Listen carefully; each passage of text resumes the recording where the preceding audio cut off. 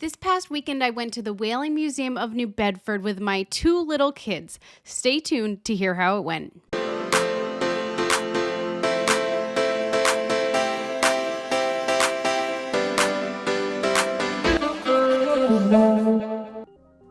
Hi guys, and welcome back to my channel. My name is Molly Armando. I am a real estate agent in Massachusetts and Rhode Island, and I tell you everything that you need to know about living in these two awesome states. I highlight things to do, things not to do, and today I'm going to be focusing on one place that I absolutely love. It's right in my backyard. It's the New Bedford Whaling Museum. Now, I took two little kids here, so I don't know if you will be traveling with kids, but I hope that your experience is a little bit easier than mine chasing after two kids, because if you didn't have the kids, you might be able to actually enjoy it a little bit more. But the Whaling Museum is one of those places that's obviously, there isn't anything else like it anywhere in the country. Whaling is really the industry, or was the industry, that built New Bedford up back in the day. It's where a lot of the money came from, and so it's just such a really cool place to have access to right in our backyard. So I've been wanting to take my kids to the Whaling Museum for quite some time. I feel like they're starting to kind of get a little bit old enough-ish to at least have some fun. I had no idea what I was in for. The last time I went to the Whaling Museum was probably in like middle school or something on a field trip. So I have two kids. For those who don't know, I have Charlie, who's 5, and I have Graham, who is in his terrible 30s, and taking this kid anywhere is like, you seriously have to have a drink or something beforehand. He's nuts. I grabbed my mom and I said, "You're coming with me to the Whaling Museum." It was a really cold day. There's not much else to do, and it's indoors. And I've said this in some of my other videos. I think that's one thing that this part of the country is lacking, is things to do for children that are indoors. We definitely don't have as many indoor play places as other parts of the country. California, Florida, they have tons and tons of indoor stuff for kids. And in this area, there are things to do, but I just feel like in comparison to other parts of the world, or other parts of the country rather, we don't have a lot of options for kids. So anyways, I thought that it would be a good experience to take them to the Whaling Museum. So we went, and I was just so pleasantly surprised. Overall, it was awesome. My older son loved the fact that they had a little scavenger hunt. So when we got up to the front desk, they gave us a little checklist, and it had different pictures of different colored, different patterned whales. So as we were walking through the museum, we were looking for the little whales, and at the end, he got a prize. He got some tattoos, so that made his day. But as you enter into the Whaling Museum, you are underneath these just incredible blue whale skeletons, essentially. So he thought that was awesome. They also have a big replica of a heart, of a whale heart. So the kids like playing in that for a little bit. My son was he still talks about it because he thinks it's hilarious, but he still references the very large whale penis that they have on display.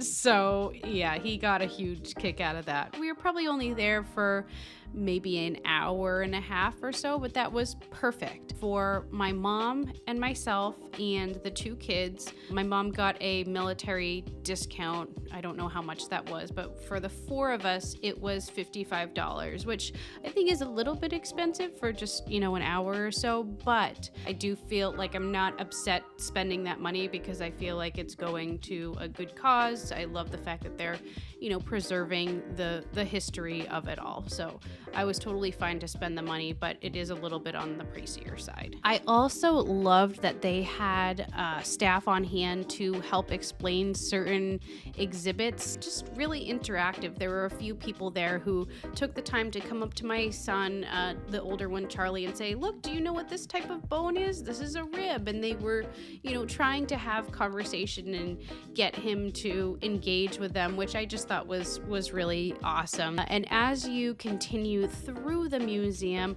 you know, there's so many different things to look at, but the kids they have the big replica of the Lagoda.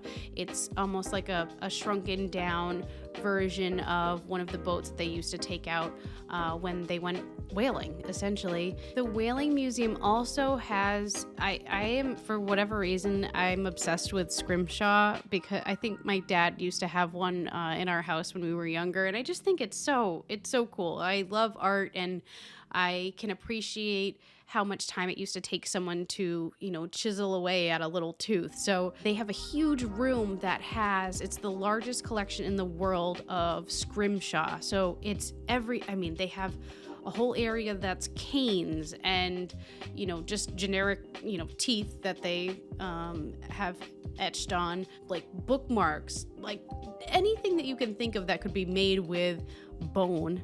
It's all of these different things that are carved out and etched on, and it's really pretty incredible. I love that the Whaling Museum, they always tend to switch things up. I was talking to one of the people at the front desk, and they always have different exhibits on rotation. So even if you are a frequent flyer of the Whaling Museum, you know, there are always going to be new things to explore. And so as you go through the museum, you kind of meander through and kind of tend to follow a path.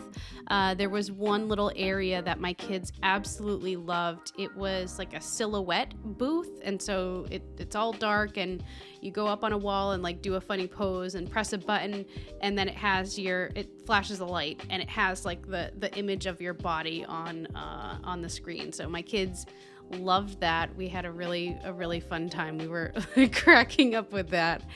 And as you kind of keep walking through the different exhibits, I mean, a lot of them, honestly, my kids are not going to appreciate, and they're just too young. And to be honest, I really didn't get too much time to appreciate them either, because I was, you know, chasing after one of my kids. I can appreciate how much time has gone into, you know, creating an exhibit that is worthy of paying $55. I absolutely loved going to the top of the museum. They have a little lookout area, and you can just see all of New Bedford, and you're looking at the ships, at the fishing boats, which is, for those who don't know, New Bedford is the largest fishing port on the east side, really in the entire country. The majority of the fish, tuna, scallops, lobster, bass, I mean, you name it, it probably comes out of New Bedford. So again, I really didn't get to enjoy the exhibits as much as I would have liked,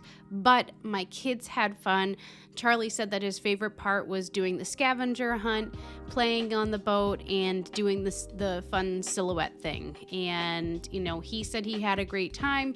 It killed, you know, a couple hours, which is always fantastic when you're a parent.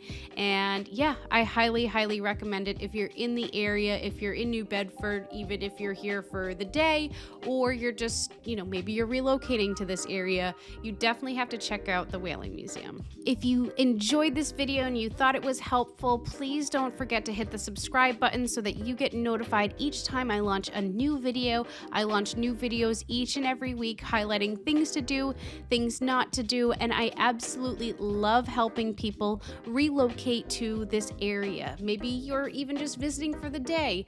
Please don't hesitate to give me a call, send me a text. I would love to hear from you, and I'm happy to help you in any way that I can. Again, hope that you found this to be helpful. And yeah, if you're in the area and you stop by the Whaling Museum, send me a text and I will try my best to meet you. Thanks, guys, and hope you have a great day. Bye-bye.